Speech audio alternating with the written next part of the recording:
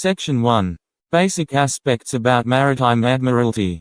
Let's begin with something that doesn't just tap you on the shoulder, it grabs you by the collar and pulls you into a different way of seeing the world. A shift. A reframing. A moment where the everyday suddenly looks coded, symbolic, and strangely intentional.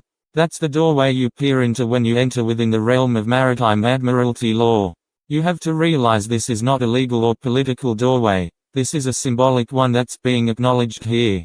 A way of looking at society through metaphors that have been sitting in plain sight for centuries. This water law pertains to modern institutions, governments, banks, courts, schools, all of them inherited fragments of older commercial traditions.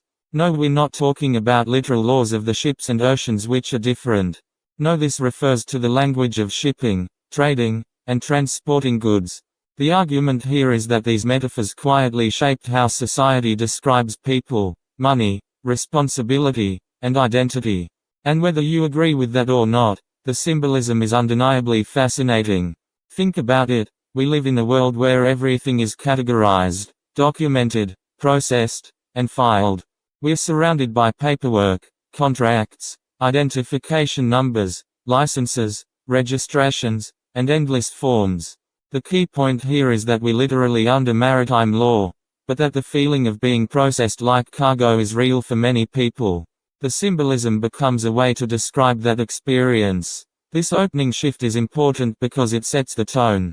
You're not being asked to accept a hidden legal system or believe in a secret government structure. You're being invited to explore how metaphors shape perception, how language influences power, how symbols can reveal the psychological architecture of society. And once you step into that mindset, the rest of the journey becomes a lot more interesting. Section 2. The vessel idea. When you're born, a doctor signs your birth certificate. It's a simple administrative act, where a record of your arrival is produced as evidence you have manifested. Remember, this is used as a metaphor for how institutions categorize human beings. This is comparable to a ship captain signing a certificate of manifest when the cargo arrives at a port. Not because babies are cargo, but because the language of documentation mirrors old commercial practices. Your name appears in all capital letters. Corporations appear in all capital letters. Government entities appear in all capital letters. The key aspect here argues that this uppercase version represents the paper identity, the administrative version of you used in contracts, taxes, and official documents. It's not the living person, it's the file that represents the person. This idea resonates with people who feel like they're constantly interacting with systems that don't see them as individuals, only as numbers, accounts, or entries in a database. The vessel metaphor becomes a way to express that disconnect. You, the living person, move through the world with emotions, dreams, fears, and experiences. But the paperwork version of you, the one institutions interact with, is flat, simplified, and transactional. No, it's important to know this isn't a legal trick or a hidden conspiracy, as many love to point out mindlessly. It's about pointing out how language shapes perception, how the metaphors of shipping and commerce seeped into the way modern institutions describe people. And once you notice it, you start seeing it everywhere. It's not seen as a literal system, but as a symbolic framework that explains why society often feels cold, bureaucratic, and impersonal. Section 3. Word magic. Here one will need to be able to dissect language. Words themselves carry the fingerprints of history. We're echoes of older systems that still influence how we think. And when you look at everyday words through that lens, the patterns become hard to ignore. Citizenship, partnership, ownership, leadership, relationship. If you like to see the entire list of these Maritime Admiralty terms, then pause the video once the image you see toward the upper left appears in full view so you can look over them. Then simply start the video again to continue watching. These aren't coincidences. The linguistic leftovers from a world built on trade, transport, and commerce. These are terms often used to reflect the idea that people carry responsibilities, obligations, and roles the same way ships carry cargo. It's not a legal claim, it's a metaphor for how society organizes human relationships. Think about how often we describe life using water imagery: staying afloat, drowning in debt, going with the flow, caught in the current. These expressions aren't recognized as maritime law, although they're used within the law language as cultural metaphors, but they reveal how deeply water symbolism is embedded in our language. And it's not a random anomaly of any kind. No, it's a reflection of how ancient commercial systems shape the way societies talk about responsibility, value, and movement. Word magic isn't about spells or secret codes. It's about noticing how language shapes thought, how metaphors influence perception, and how the words we use every day carry hidden histories that still affect how we understand ourselves and the world around us. Section 4. The education ritual. Graduation ceremonies are supposed to be celebrations, a moment of achievement, transition, and pride. But the way these ceremonies are viewed from the maritime concept perspective is symbolic, and the deeper aspect points back at the orchestra at Saturn, Saturnian rule, the black robe, the square mortarboard cap, the tassel hanging off the side. It's important to understand that these weren't random design choices, they were echoes of ancient traditions tied to time, discipline, and structure. Foreign viewers especially resonate with this symbolism because many cultures have their own ceremonial attire tied to adulthood, responsibility, and societal roles. The graduation ritual becomes a universal moment, a symbolic initiation into the world of commerce and obligation. And whether you agree with these interpretations or not, the imagery is undeniably powerful. Section 5. Two systems, two worlds. So it's not to state how true these hidden legal systems are, rather, it's to show how symbolism shapes the way people understand power. One of the biggest comparisons is between the law of the land and the law of the high seas. No, in mainstream legal reality, these are separate domains. Common law governs everyday life, and maritime law governs shipping disputes. Although this isn't referring to literal courtrooms, this is about metaphors that reveal how institutions behave. The law of the land, in this view, symbolized natural rights, sovereignty, and the idea of people living freely on solid ground. It represented stability, identity, and the human experience. Meanwhile, the law of the sea symbolized commerce, contracts, transactions, and the movement of goods. It represented systems, obligations, and the flow of money. Not everyone will agree that modern institutions, governments, banks, corporations operate more like commercial entities than guardians of natural rights. It's also not because they're secretly maritime courts, but rather their behavior mirrors the logic of commerce. Everything is documented, everything is contracted, everything is monetized. You don't interact with them as a person, you interact with them as an account, a file, a case number.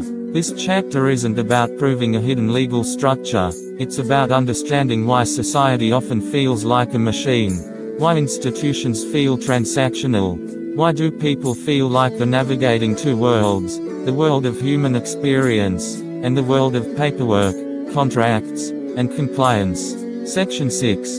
The pressure system. Alright, so here's where symbolism hits the emotional core, and in this is a message not about ships, oceans, or ancient codes. It's all about oodles and oodles of pressure delivered on a daily basis near you. It's what people feel every day but rarely have the language to describe.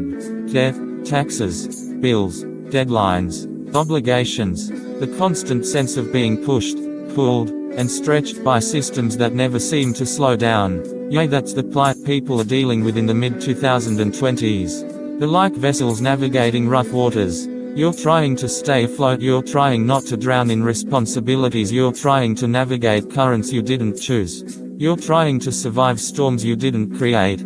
Foreign audiences resonate with this deeply because financial pressure is universal.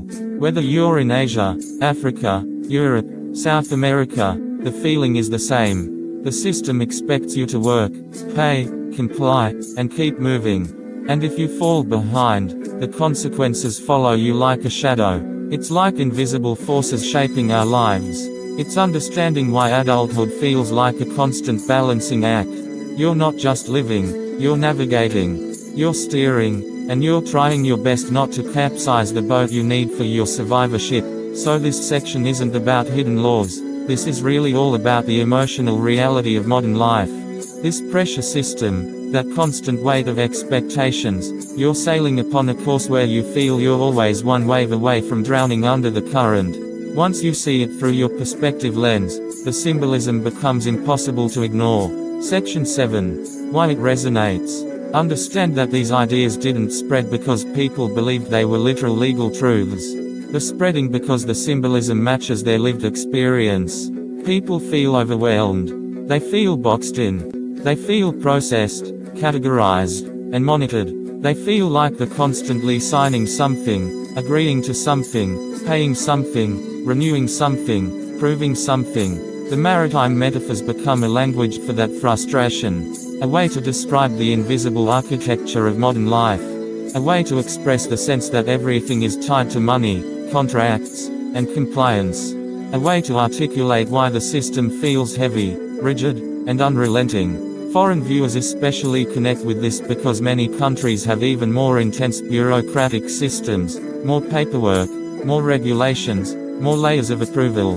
The Admiralty framework becomes a mirror, not a legal map, but a psychological one. It's important to realize no one is being told to fight the system. The point of Section 30 is telling people, hey, you need to check this out, because it can help reveal the sinister ongoing events taking place behind the scenes. So to understand the metaphors, people have to be able to recognize the patterns, to realize that the pressure they feel isn't personal failure, it's structured within society by design. And once they see the structure, they'll stop blaming themselves for feeling overwhelmed. This section is the emotional anchor of the entire script. And these maritime concepts are ideas that resonate across cultures, languages, and generations. Not because they reveal hidden laws, but more so how they reveal hidden feelings. Section 8. Conclusion. By the time you reach this point, the goal isn't to convince you of anything.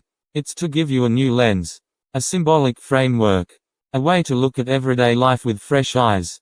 So what has been shared with you today wasn't offering a legal theory. This was about offering you a metaphorical map of modern society. Why do institutions use the language they use? Why does everything feel tied to money, contracts, and compliance? Why does adulthood feel like a maze of obligations? These aren't legal questions, they're psychological ones.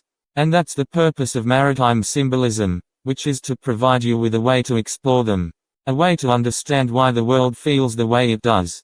A way to see the hidden patterns in plain sight. You don't have to agree with the details shared with you to find this type of symbolism fascinating. And if you've made it this far signifies you're primed for the deeper folds of details that weren't meant for you to see. So stick around, because there's more mind blast mechanics breakdowns to come, for you're just at the start of the beginning.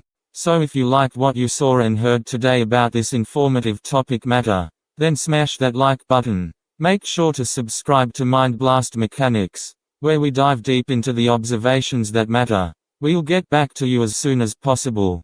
If you have a question to be answered, don't miss our next video, so make sure to tap that bell. Thanks for watching.